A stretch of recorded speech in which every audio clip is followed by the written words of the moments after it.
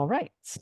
So today we are very pleased to have Christian and Arnold with us from the Chatbot Learners community to give an introduction and a brief overview on how AI assistants can be used in daily tasks, specifically for a platform called Smojo. So Christian will be sharing a little bit more shortly.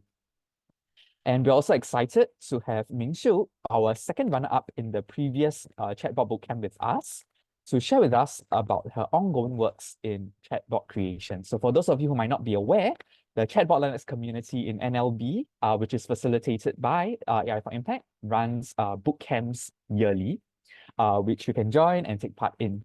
So you'll get a preview today with Ming Xiu sharing with us. So I think without further ado, I'm very excited to hand the time over to Christian to share a little bit more. Over to you, Christian. Okay, thank you, Jeremy. So good afternoon, everyone. Happy Saturday, first of all. Thank you so much for spending your time, this afternoon. And hopefully, for today's session, right, you can, regardless whether you have started, building ChatGPT, using ChatGPT or building ChatGPT apps, using the API. I hope you guys learn a little thing or two regarding the how to basically use ChatGPT to build your own virtual AI assistant. So without further ado, let me just share my slides.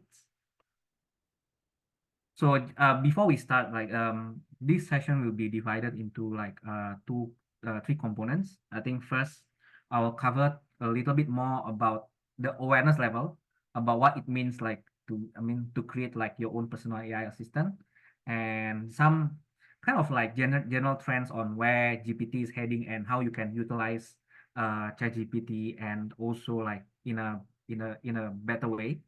And secondly, right, Arnold will actually follow up through a technical demo on step by steps about building your own AI assistant, and followed by Ming Xiu, our alumni as well, who have actually developed not just one but two interesting AI assistant which you guys can actually use as well.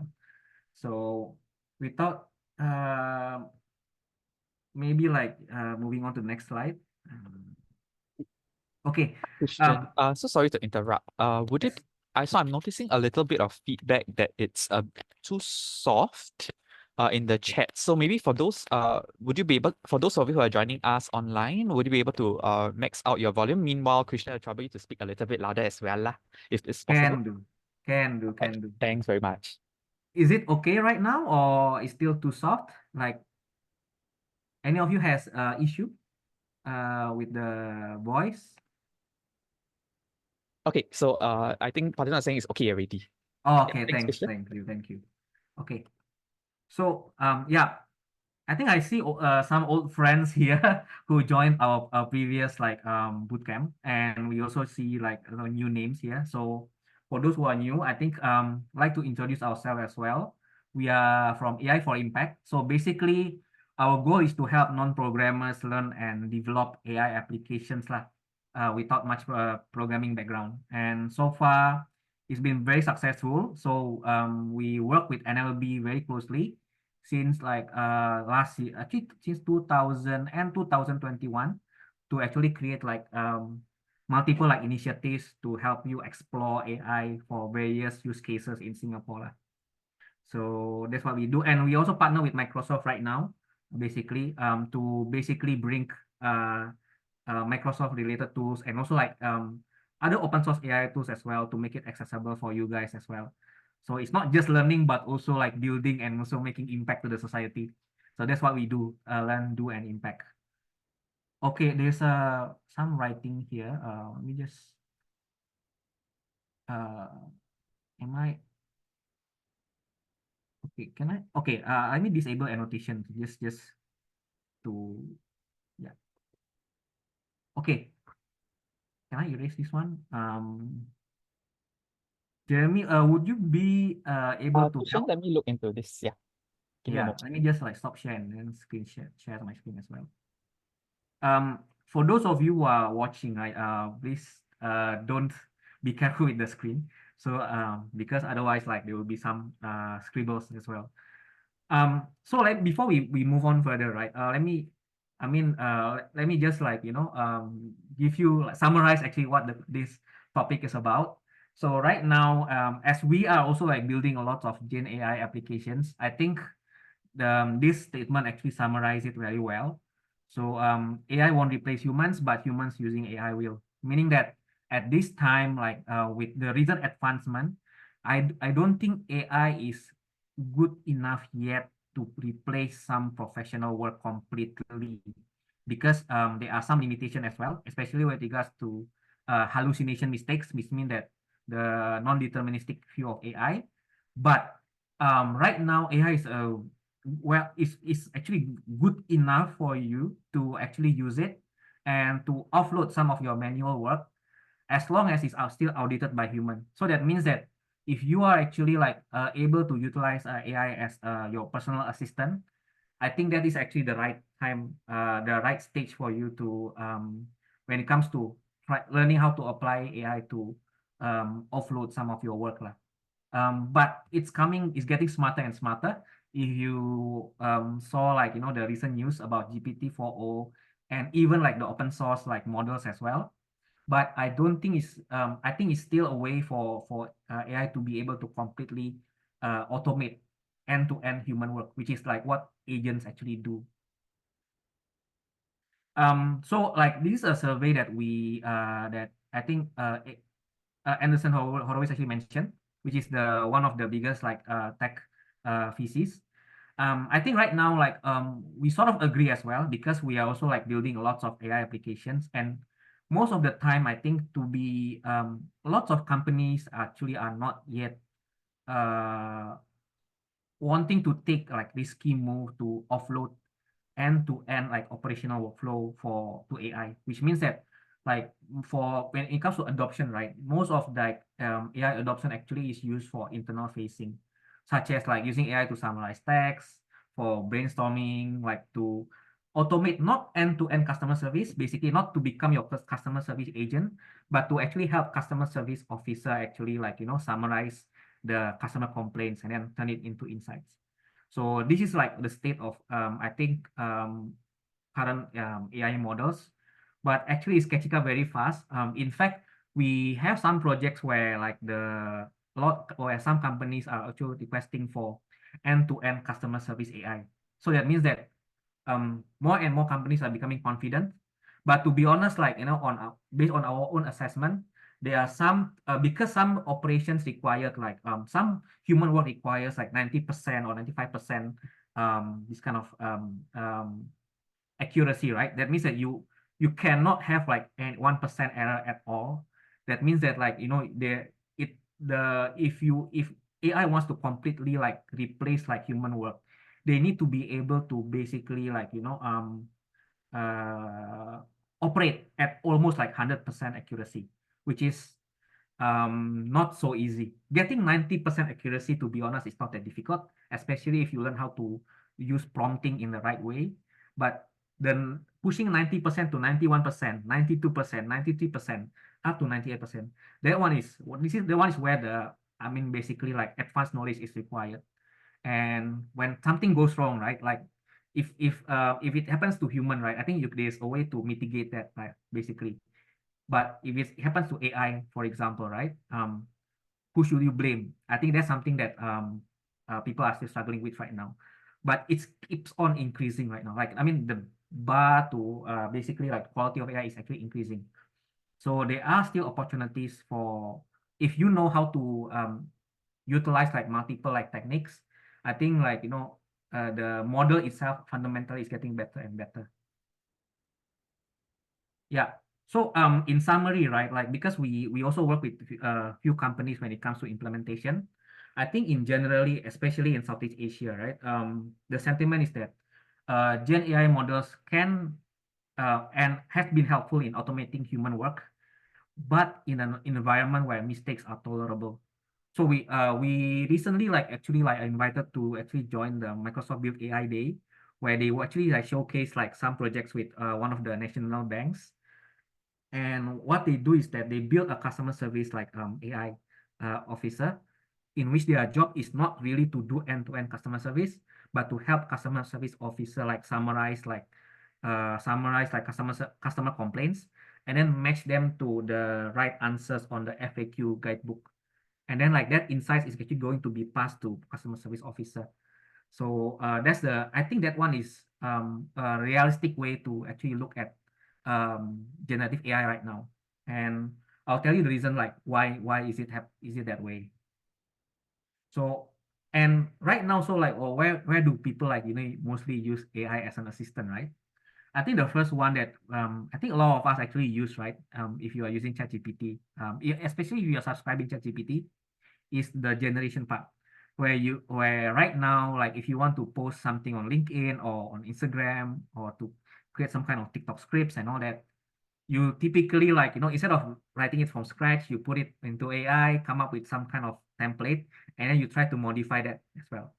It definitely saves like I would say like more than 50% of the time. Um, the second one is like coach or advisor. Basically, like AI can be used as a brainstorming friend.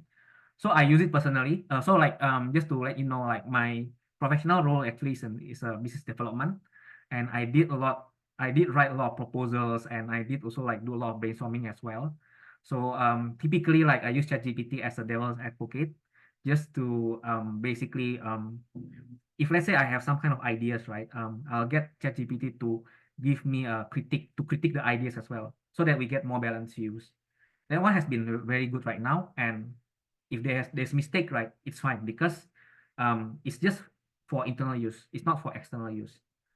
The third one is game and role play. It's not me, but I think like some of our colleagues as well and friends as well are using AI to generate like some kind of story or role play, and not just for games or for hobby, right? Like Dungeons and Dragons and all that, to create like some kind of avatar or stories, but it also is used to actually educate.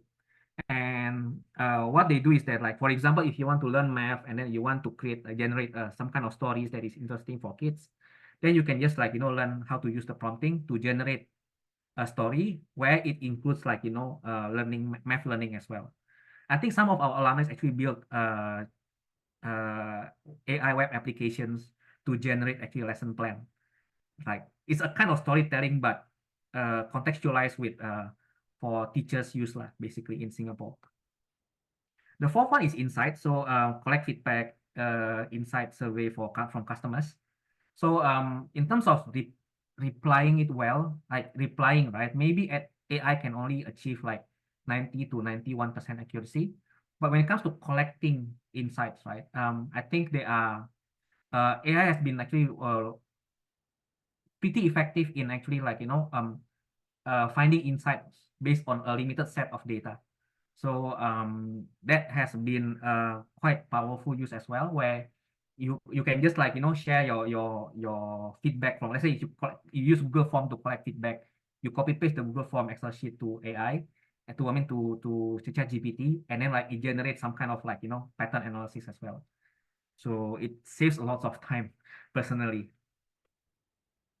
And yeah, I mean, don't take it from me as well. I think a lot of our alumni have developed all kinds of AI assistant. This actually is happening just like recently. I mean, last December, where a lot of our participants developed like various kind of applications from healthcare, like pre-diagnostics, for career advisory as well, to help people explore like jobs opportunities that they have not considered before. And right now, our alumni Mingxia is here, like creator of Mummies as well, and also like another more advanced like AI assistant, which involves like GPT vision. So like it's actually like it's been we see a lot of like ideas actually coming up from everyone, and I must say that like the utilization of AI actually is across like all industries, but be mindful that like AI is just a vehicle. It still needs to be steered by humans to be to if you want to be able to use it very well. Yep. So this is how the flow looks like, for example, right? So this is like the some AI assistant that we develop internally, right? Because we have an Instagram like account, and then like sometimes like we face a lot of like creators block, where if you're expected to produce like contents like every day, you will face some kind of creative blocks. So we decided to create our own like marketing assistant or copywriting assistant, where in which like you can start with an action and some kind of like questions. So basically like what we do is that we are using ChatGPT API, right? And then we actually compose multiple prompts and assemble it together into one workflow, for example, right? So let's say like if you are using ChatGPT right now, I mean, I think like I'm sure like many of you have used ChatGPT before, right? And then typically before like when you start, you are actually expected to write some kind of prompts. And then like if your prompts actually is long enough and elaborate enough, you will be able to generate basically like high quality answers from ChatGPT. So, but then like the problem is that if you are using ChatGPT over and over again, with you need to repeat the prompts and over again, right? So what we do is that we actually assemble like multiple prompts. The first one is that different prompts for different outputs. So for example, like if I want to output social media posts, right? Then I will actually activate my prompts for social media. If I want to activate my email campaign for my email campaign, then I will use different prompt that is optimized for email campaign when it comes to length of words, when it comes to like language use, when it comes to the basically phrasing as well. So this is where actually like I think a lot of like value of ChatGPT is actually can be realized lah. I'm not talking about ChatGPT only, but I'm talking about other models as well. So if you are using ChatGPT internally, right? I mean, as a ChatGPT web, I think that's actually an excellent platform for internal use, right? But then what happens is that when you want to automate like when you want to automate lots of your work, like, and if you do like if you want to automate the task that is done repetitively, right? Then I think the best way, instead of like copy pasting the prompts like over and over again, so what you can do is that you can just like use ChatGPT API, assemble all the prompts, put it hidden as, so we call it a system prompt. I won't go through into technical detail about system prompt and user prompt, but we basically like load it into like basically your program, and then like depending on what you use, right, you actually activate the different prompts together. So that has been that this allows us to be honest, saves lots of time as well as compared to using like ChatGPT website. So yeah, you can try it as well. Like it's actually live, and the good thing is that what you create, right, can your prompt as well may not be only used by yourself, but also like by your colleagues as well, because it's actually a web application. Yeah.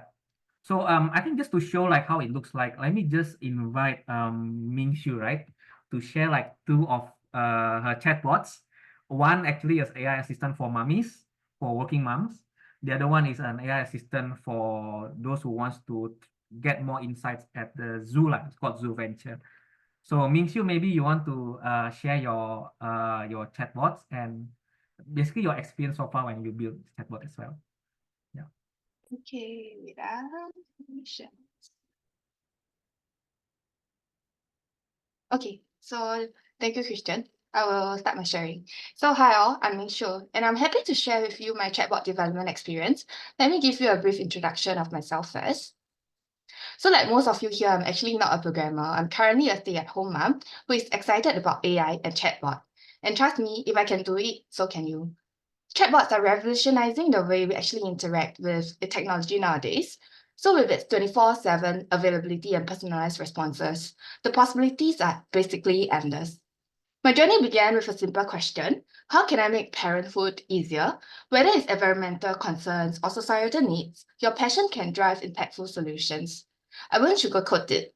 There will definitely be technical hurdles and pain points along the way, but with the user-friendly Mojo interface, we do not have to worry about coding the entire web page out just to come up with the chatbot. And we can basically use the Mojo platform to easily publish our chatbots online. Moreover, with a helpful Mojo community, we actually tackled this Mojo, HTML, and CSS languages together. So whenever you need help, you can just ask the Mojo community and there will be someone there to help you, be it like Arnold or Christian. So next, let me share my journey of chatbot development with you. So last year, November, I joined the NLB's Chatbot for Non-Programmers Bootcamp. The result, my chatbot, Mummies and Little Ones, snagged the first runner-up, with Debbie being the crown. Do take a look at Debbie. It is a meal planner chatbot crafted for type 2 diabetes management.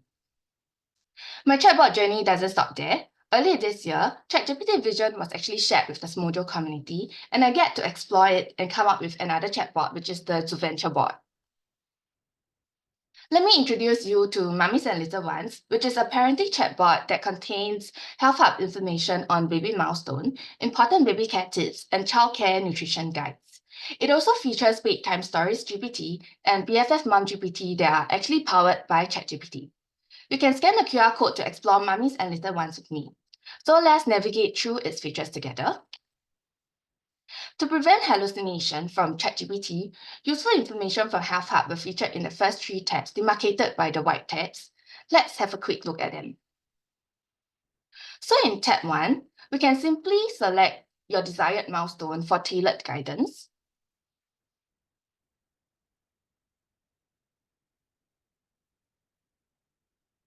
For tab 2, it offers expert tips for your baby's first and second years, complete with engaging infographics or point form tips for better grasp of information for all parents. Our Bedtime Stories GPT crafts personalized stories based on users' preferences, with the added functionality of text-to-speech. For info, ChatGPT DALL-E was recently shared with the Smojo community as well, and I would definitely want to explore and incorporate this function into the Bedtime Stories GPT for an ultimate ebook experience for our little ones in the future. So let's customize our story together. We will be first prompted by our Bedtime Stories GPT to indicate the age, the type of story genre, the characters, and the moral of the story that we want to include.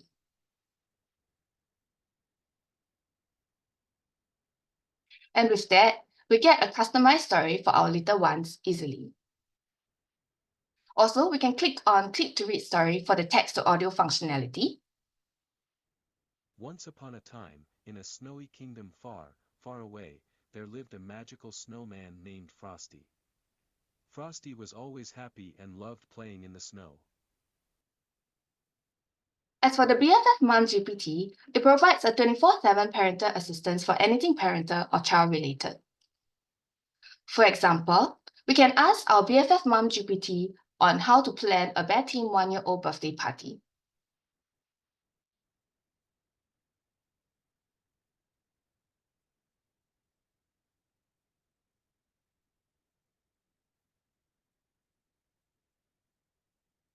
We can see that it provides some party ideas from activities to do, Bear Team food, party favors, all the way to the dress code.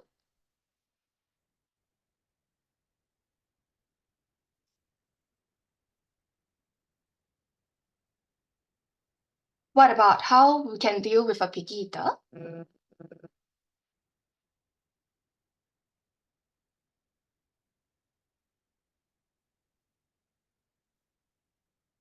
We see that it provided some great tips like being a role model for our child, make meal plan pleasant, and also be creative with the presentation of the food when dealing with picky eaters.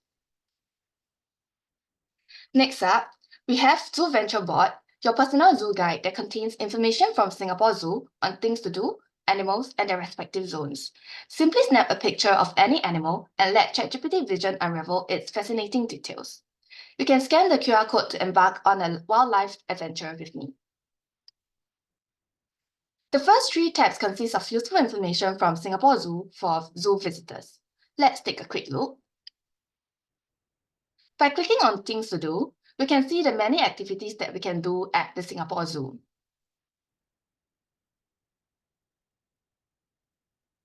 One can select the types of activities that they want to do, from animal presentation, where they want to dine, and where they want to shop at the Singapore Zoo.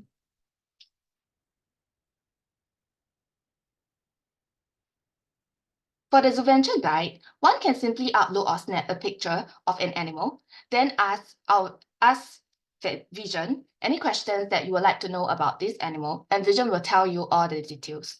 It also features a text-to-audio functionality for an ultimate zoo companion experience. So for future improvement, it will be great for the use of RAG so that ChatGPT is able to extract information based on Singapore Zoo animals. So with RAG, Vision will be able to tell us things with context. So for example, what our panda Jia Jia and Kai Kai prefers to eat and what kind of toys they actually like to play with, instead of telling us generic information about pandas in general. If you're accessing the ZooVenture guide on your phone, you can simply snap a photo of any animal. Welcome to ZooVentureBot. Simply snap or upload your image file or copy-paste the URL of your image here. For my demo, I have copied and pasted an image address of a panda.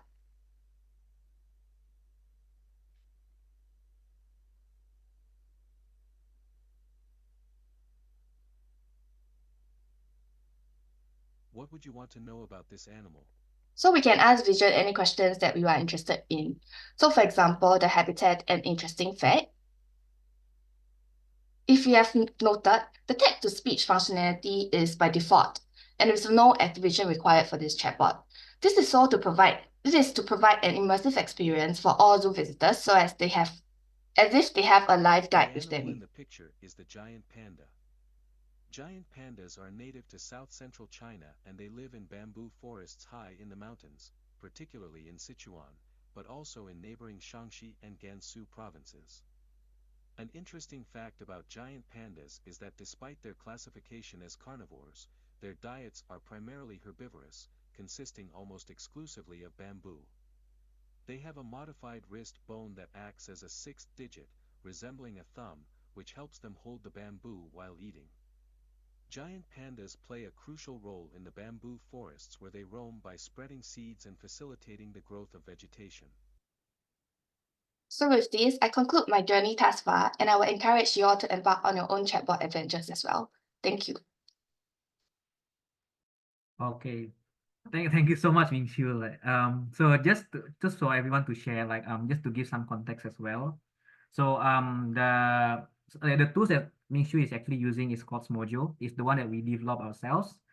Basically, what we do is that we simplify a lot of programming work when it comes to building Gen AI applications, so that many of you can use it and start learning the concepts about it as well.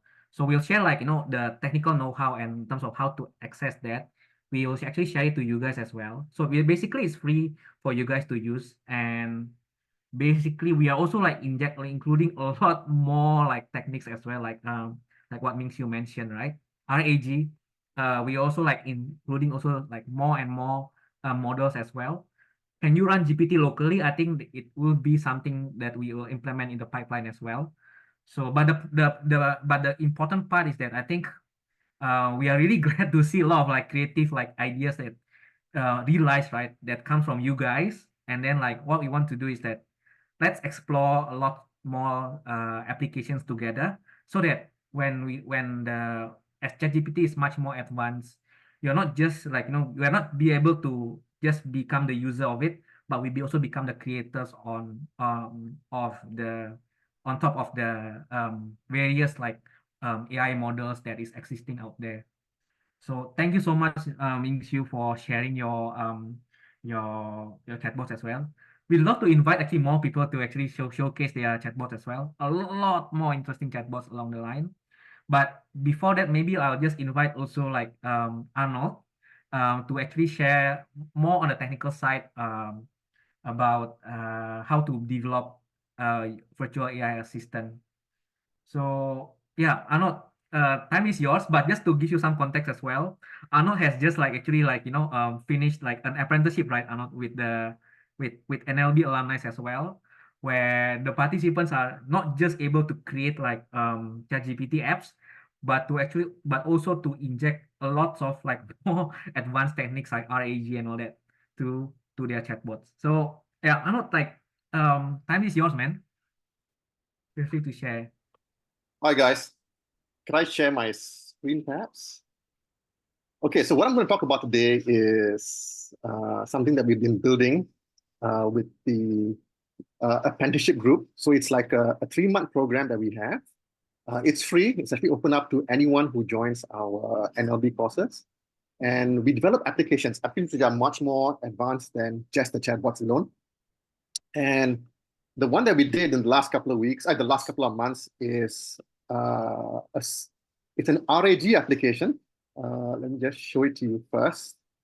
Like so many these windows open up on my screen. First of all, can you guys see my screen? Be okay, right? Okay, cool. All right, so this is the application itself. All right, it's very simple. On the left-hand panel, you get a sequence of videos that have been downloaded, right? The transcripts have been downloaded, and these videos come from YouTube. Basically, you go to YouTube, you plunk in the URL out here, okay? It downloads the transcript, processes it, and then it gives you a sequence, a list of videos that are available, right? And this actually runs on your local machine. So the chatbot that we have actually are running on our servers, which are you can't control. But this application runs entirely on your own computer, or computers if you have more than one. Okay, so let me just show you how this works first. So the idea is that once the video is downloaded, you can ask it a lot of questions. Okay, and the technique we use is RAG. Later on I'll explain in brief, what RAG is all about. Okay, so let's say you want to summarize the video, right? Can you?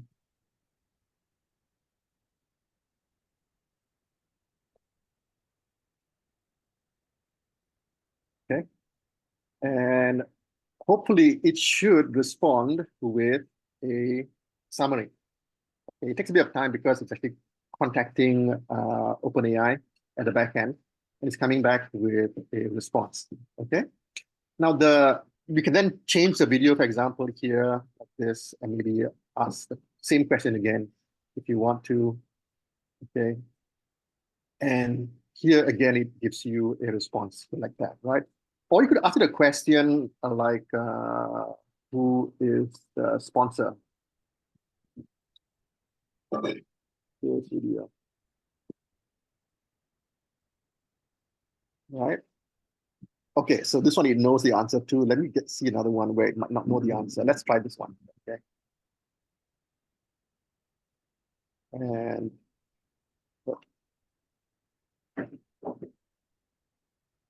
okay, so we've made the prompting so that if it doesn't know the answer, instead of hallucinating like how it normally does, it would say, I'm not sure. Okay, so you can actually change the prompts that go into this yourself. All right, so let me try to download a whole new video from scratch so you can see what's happening. So the idea is, let's say we navigate to a video from YouTube. It has to be YouTube because the downloading system is from YouTube. I'm going to copy this whole link here.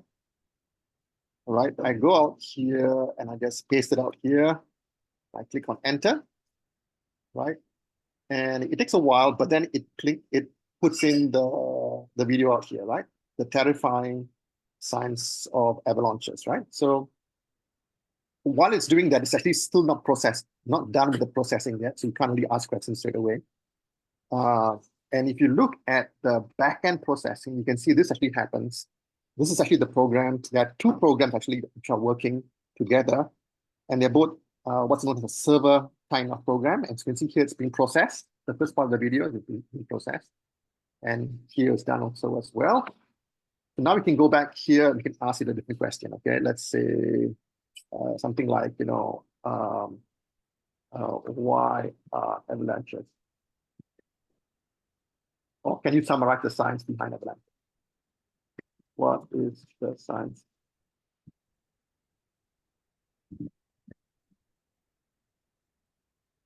And it doesn't matter if you misspell it. That's the good thing. GPT will always, right? And it gives you a summary like this. Okay, so all of this was built using this Mojo platform. And unlike the chatbots where you need an account, to actually run this program, you don't need an account. Okay, you just need to download the programs from the website, and you can actually run it yourself even. Okay, so now I'm going to show you briefly how stuff like this is done. Okay, so like I said, there are actually two servers here. Later on, we'll combine into one. Now there's two programs. This program here actually communicates with OpenAI, and all it does is just to be a front-end API, right? So in other words, it actually will ask OpenAI different questions and so on, right? Now, what's so special about this, and how does it differ, for example, from just maybe downloading the transcripts and actually working with maybe cutting and pasting within OpenAI, let's say ChatGPT or some other thing that you have directly. And the difference is this, okay? A lot of these large language models have got a fixed context size. In other words, they can only understand in their brains, they can only understand at any one point in time a certain number of words. Okay, that works out to be anywhere from 4,000 words, roughly, okay, to about 16,000 words. Now they're trying to build even longer, a larger context LLMs, okay. But effectively, once it gets past 4,000 words, the quality of the answers degrades. Okay, so when you look at a YouTube video, for example, some of them can be much more than 4,000 words. If you look at a long, let's say 2-hour video, for example, right? It can be in, like 100,000 words. So for you to get answers from 100,000 word a video, a transcript can be, it won't work because the model will only remember perhaps the last 4,000 words or the first 4,000 words, depending on the model itself, right? Most of the time, it's the last 4,000 words. And all the previous information is forgotten. Okay, so to overcome this limitation, what we do is we use this technique called RAG, which is retrieval augmented generation. Okay, and the basic idea is very simple. You have a long piece of text, let's say it's 100,000 words. The idea is that we take this long piece of text and we chop it up into small pieces. Okay, and these are called chunks. Okay, and each chunk we give it a unique fingerprint, right? So chunk 1, 2, 3, 4, until whatever it is, right? And each chunk can be maybe about, let's say, 100 words or 250 words. It's really up to us to actually decide, okay? And what we do with RAG is this. When the person asks a question, like this question here is, what is the science behind avalanches, right? It will take that question and also give it a fingerprint. So you've got 2 fingerprints now. Sorry, you've got the fingerprint for the question, and you get the fingerprint for each of the tiny little chunks that you have made, okay? And the idea is that we take this fingerprint and we do some matching. And we get the top, let's say the top 3 matches or top 10 matches. In this case, I've given it the top 10 matches, or I think it's the top 3 matches, right? So with these top 3 matches, it's a much shorter piece of text. We take that and then we can easily put it to the LLM, and it will easily fit the 4,000 word limit, or whatever limit the model has. Okay, so that's the basic idea. So all of this stuff is being done by these programs. And you can see actually in action out here, if I switch over here, right? So this is the first program that I'm running on my laptop. And it's actually asking the second program to do the various fingerprinting. So you can see text equals to embedding. The embedding that you see out there is actually a fingerprint. Okay. And you can see each of these, it's a truncation, like this is a video about avalanches. What are they, what causes? And of course, it's still quite long, but we've chopped it so that you can display nicely and neatly. But the idea is that this long video has been chopped up into 1, 2, 3, 4, 5, 6, 7, 8, 9, 10, 11, 12, 13, 14, 15 chunks of 250 words each. Okay. And these 15 chunks are being stored in the database on my laptop. And it will ask the LLM server, the other program, right, to give the fingerprints for each of the chunks. And of course, this LLM server will then communicate with OpenAI server directly. Okay, so it's a lot of machinery that's going on there. And all of this stuff is actually built using Smojo, the platform that you learn, right? If you join some of the NLB courses or you join our what's it called, apprenticeships, right, that we have. But let me show you how this works. So essentially, you go like you have a view like this. I was just trying to debug some of the bugs in this program before I started the talk this morning. But let me just let's say I want to make a small change. Let's say okay, let's look at this. Okay, let's say these sentences are too long. I want to break it up. Like these paragraphs are too long. I want to break into smaller paragraphs. Okay, so how do I do that? So because I wrote the software, obviously, so I know where the tuning lies. It is in, sorry, it's in under API. and I can change this paragraphing line here from 120 to, let's say I change it to 80. In other words, I want each paragraph to be roughly around 80 words. Okay, so I'm going to save this. And then all I'm going to do is to publish it, right? So publish it. Don't worry about the rest. So the publishing process actually takes this program and puts it into the cloud. And it saves it as a JSON file, actually.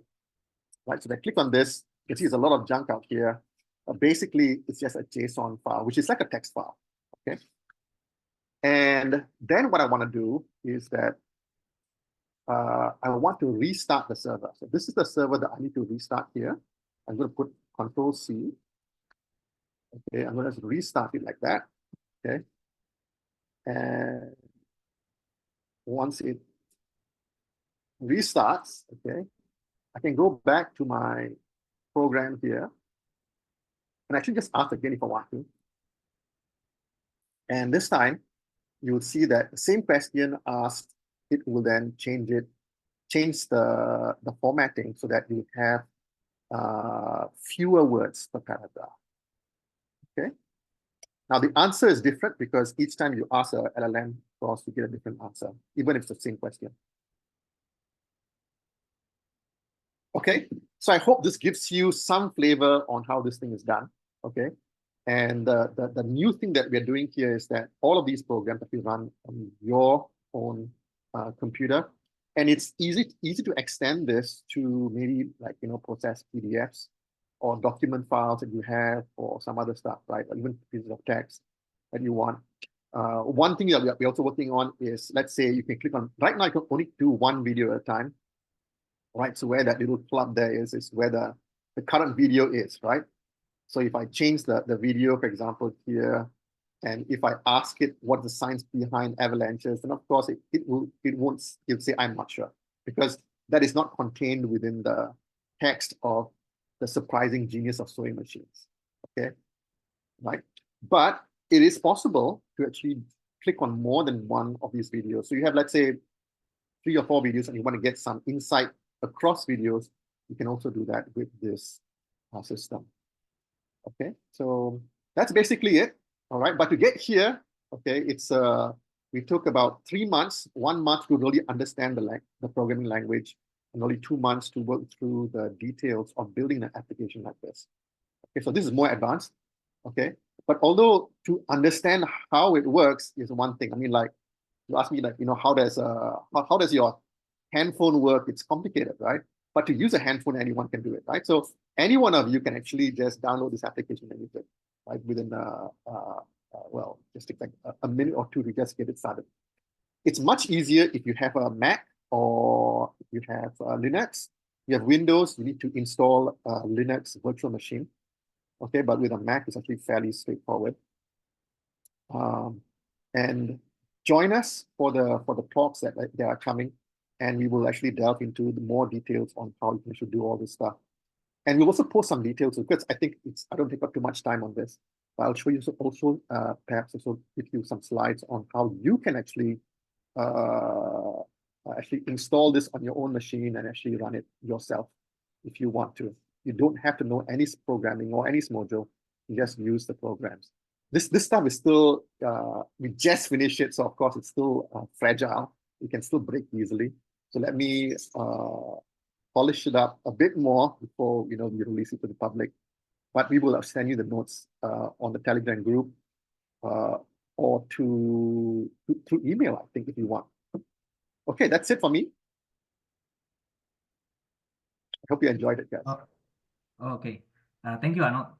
Okay, so I saw like some comments, right, from the chat box, right? Is this like, what you expect when you try to build your own assistant, right? Sounds like a little bit more complex. Do you know what? Like, this project actually is being done by our alumni, right? Who began their journey like similar like you guys, like too, without any programming experience. But this is the second step. So the first step, like I think I'll show you like basically some learning path that we recommend. Let me just like jump in like to some of our recommended learning path, right? So what you see right now, right, is actually some a technique called RAG. It's I would say it's a little bit more complex, but it's actually much more powerful because the reason is because like most of your applications, right, when you want to build your own AI assistants, you don't want your AI. I mean, you need to put some context on what your AI assistants actually need to know. For example, if you want to learn how to start investing, right? Like for example, if you check with ChatGPT with global knowledge, then you get some answers that you get basically from a global context, maybe like from US guideline or from basically UK guideline where there are a lot of data, right? But what if like you want to put it to Singapore context? So that's something that you will actually learn through like localization, right? And some techniques called RAG and all that, that will be much more useful, right? Especially if you want to take GPT, build your own AI assistant for professional use or for companies as well. So you don't worry about it, but um, just to jump in as well, when it comes to learning ChatGPT, right? We actually like recommend like start for you to start from prompting because prompting actually like allows learning how to prompt better. Will give you some kind of will allow you to build AI assistant in a very simple way, but then you get almost like 76%, 80% quality. So we do actually teach this during our basic classes. So you'll get basically some chatbots like what Mingshu has developed basically for mommy's assistant. And then like coupled with other like APIs such as like image generation and for image processing, then you are able to basically make more powerful AI assistant where you can take some photo, you can input some kind of songs, and it will output a text analysis on top of that. So that is actually the basic where we recommend you to start learning. But having said that, because as I think realistically speaking, like when you try to adopt like for AI assistant for companies or for more serious use cases, right? Then these techniques where you can actually run GPT on top of database, assembling multiple prompts together, and learning how to use multiple APIs. That's something that like you can actually learn. That will be very useful to learn because on ultimately like your assistant should be able to automatically run on when given a certain kind of like automated processes like documents or running on top of database.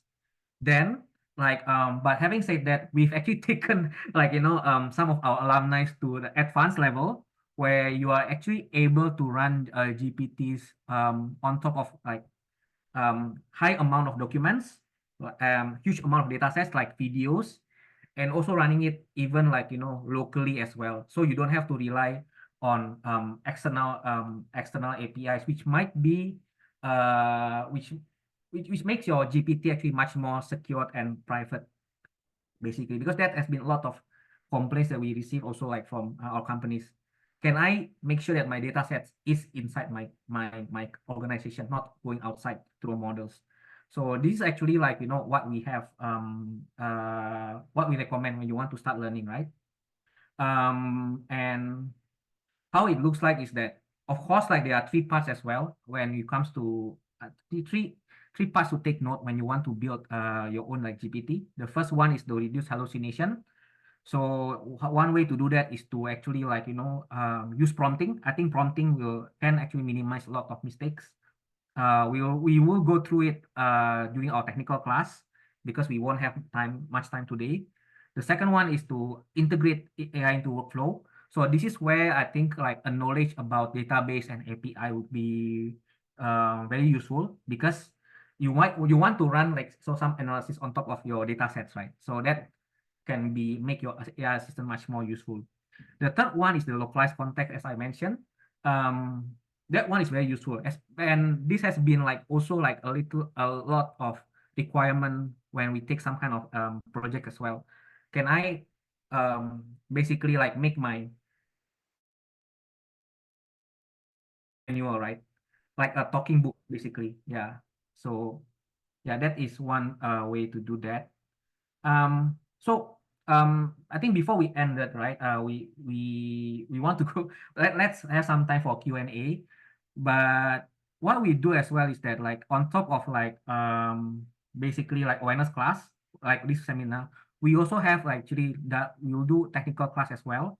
And one thing that you can do is that you can register to Chatbot LearnX community, where you can actually like start learning and get access to our learning platform. And then basically we also create chatbots for you to also learn chatbot and Gen AI as well.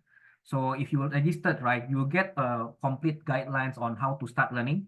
You can actually start learning on your own, where to download the templates, because right now we are using templates, so you don't have to create everything from scratch. And also a link to chatbot LNX Telegram group. So like any of you who face like technical issue or technical question, you can immediately ask us, and then we are ready to help you as well. Yeah. So for right now, right? For the community as well, I think to help you practice as well, we also have like some kind of like mini fun challenge as well. Of course, we can't cover like the entire technical class today, but there is already a chatbot where you can actually access our technical materials on at your own pace. So this is a challenge that we basically like open up, and yeah, try to apply what you learn to build your own AI assistant as well. So I will post this like more detailed on the Telegram group. So if you have not joined the Telegram group as well, like please do let us know. So what we do is that we'll try like moving forward every once per 2 months, we will actually showcase like some chatbots that is being created by our community as well. And there's actually a link to the template where you can actually start learning and then start downloading the chatbot without even needing to code everything from scratch. So it will increase your learning. It will make your learning much more effective, and you don't have to learn a lot of like programming knowledge, because we build it for you so that you can start applying the concept as well. Yeah, and just to also as well, just to let you know as well, we since we do have technical class like once per year, so we are in discussion with NLB as well to run it like in November. But just in case you want to have it want to have earlier class, we happen to open basically like an open class as well, 18 and 19 of June. We typically do this for companies and for government as well. But then if you are interested to start learning immediately, we happen to have some slot in June as well if you want to join. And what you learn, you are not going to learn like the advanced concepts immediately, but within these 2 days, you should be able to basically like start building your own like Gen AI app using prompt engineering within like 2 days as well, like 2 days, 2 hour session. So that's what we do. And yeah, and we do have some home code as well for you guys. Basically, we try to open it to other like our community members as well. But for if you want to interested to learn more technical stuff, it's actually available. Or you can wait until like end of year, where we launch like more interesting basically bootcamp. But we want to get everyone like get started into learning like the simple prompt engineering, so that we are able to give you more advanced learning as well when the bootcamp starts in November with NLB. Yeah, I think that's all on my end. So we really encourage you to join the Telegram group, because we've been very active these days. Lots of like interesting challenges, and also templates that we are going to share soon. So yeah, by all means, I think I really encourage you to join the LearnF community, because this is where we will constantly update you guys with more challenges, more templates, more technologies, APIs, and also like more learning materials as well. So that's on my end. Maybe we open up to Q&A first. I just have something to say I think I'm seeing the comments here on the chat, right? I think a lot of you are asking, how do I start? How do I start, right? And actually, there is a lot of we have a chatbot to teach you how to build chatbots. And we have videos also on the online platform, the Smolio platform. Maybe allow me to share the chatbot as well. Just yeah. Good. Great idea. Okay. So you should be able to receive like these details if you register to LearnX community, right? So there are 3 steps that you can take. So the first one is to register to our learning platform. So don't worry, we don't charge anything for that. So if you want to request the invite code or activation code, we can just click here. Because I already signed up, so I'm blocked. But if you have not signed up yet, you can actually fill in your details and then you get the invite code right away, right? But once you receive the invite code, you can just log in and you can just come back to registration and then use the invite code here and then you just log in. You will get a login ID. It's all in the LearnX community guideline. So you can just sign up on the email. You get the complete details. The second one is that all materials we teach actually is available in this chatbot. It's called Small Bot. We build it ourselves for just that so we can help many of you to start learning at your own pace. And there are a lot of collection of materials. Like the introduction, you can start from introduction, which takes I think 1 hour is more than enough to complete this. But we have this section where you can learn prompt engineering, in a very bite-sized manner. Yeah. So this is the technical guidance if you want to start learning how to build your own ChatGPT.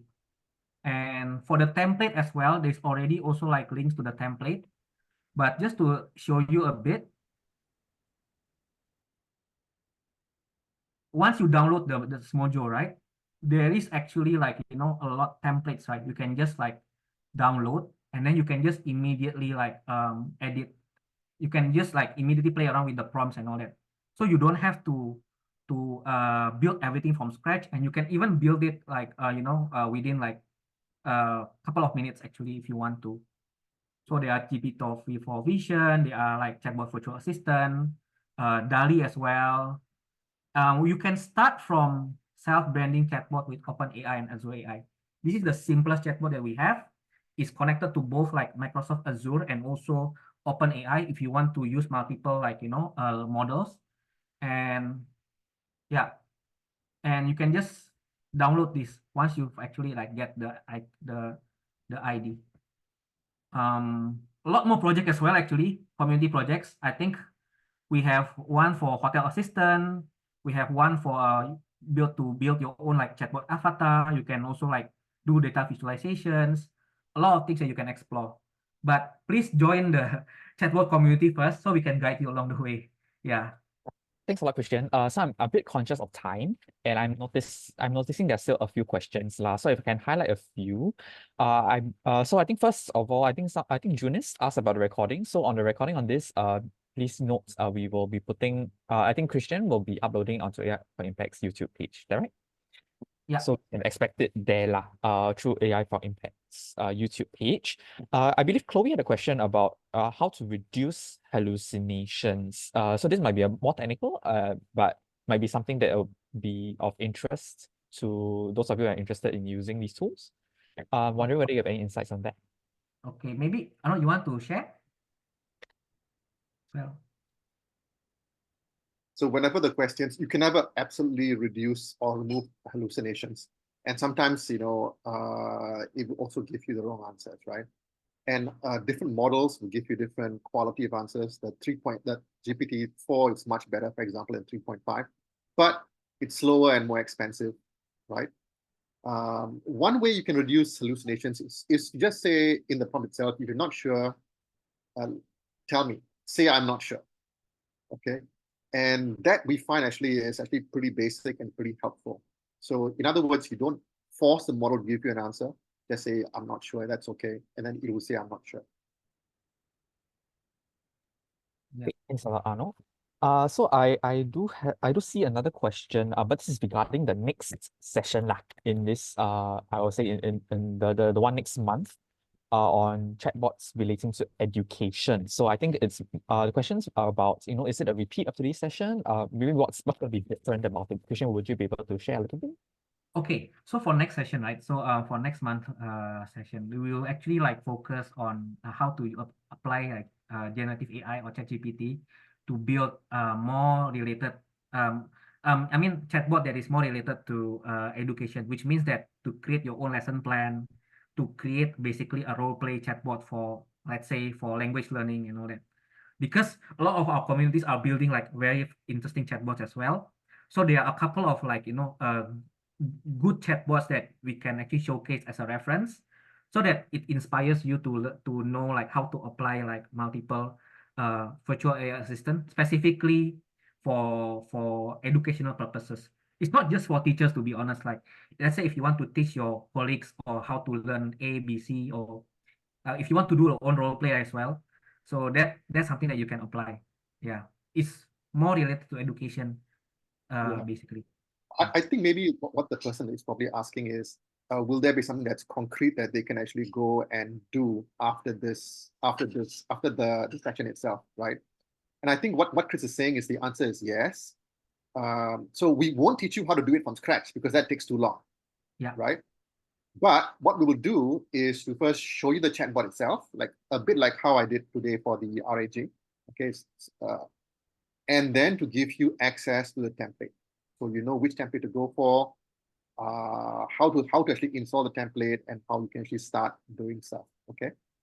But to get the most out of the next month session, right? What I recommend is that you download the chatbot that Chris has put up already, the Smobot, and start working. Get a Smojo account and start working through the Smobot, right? So by the time you reach the next session, you'll be much more better equipped to look at the template and how to do stuff and how to make more advanced amendments. Yes, it's free. Someone asking, is a chatbot a freeware? I'm not sure what freeware is, but it is, the access is free. Yeah. Okay. Where is the link? There are so many. That's true. There are many links, and that is why the best thing that we can do, because there's so many groups of people we attend to, right? Please join the Telegram group. It's not a spam group. We're not trying to sell you anything. Okay. It's just a learning communities. It's hosted by NLB. Right, so it's safe. We're not going to sell you any cryptocurrency. I get all these cryptocurrency spam all the time. I'm sure you get them as well, right? So we're not like that. Okay, so just join the group, and then at least we can keep you updated on changes, on other stuff, on new things that we have, because we're constantly developing new things. Okay, so yeah. Okay. Yeah, thanks a lot, Christian and Arnold. So I think in the interest of time, I'm conscious that we're overrunning. And I'm seeing some comments, about setting up this account, right? So let me just jump straight there. Right? So if you're interested to get started with the Chatbot Learners community, so I'm noticing some of you are asking regarding the invites code lah. So Christian has actually, Christian and Arnold, they have actually helped to develop a workaround, I believe, which the instructions will all be sent to you automatically after you share your email with us by scanning this QR code on the left over here lah. So I will drop this particular QR code in the chat one more time. But basically, this links to a form where you can just share your email address with us lah. So this email address basically is only for the purpose of sharing with you when the next bootcamp comes up, and also to automatically generate this email that gives you the instructions on how to proceed lah. So this email will detail how you can set up your Smojo account as well, and how you can start learning at your own pace. So you see throughout, actually perhaps you might find some of these a bit technical, but actually it's a step-by-step process of learning lah. So there are tools inside, as Christian has shared. There's also a small bot that's able to guide you through the initial learning stages and the initial plateau lah, towards developing your own tools. So do check it out. Once again, the QR code is on the left once you share your email with us at NLB. So again, we don't share this email anywhere else. It's just for you to receive the instructions. That's it, to automate the whole process lah, because the instruction list can be a little bit long.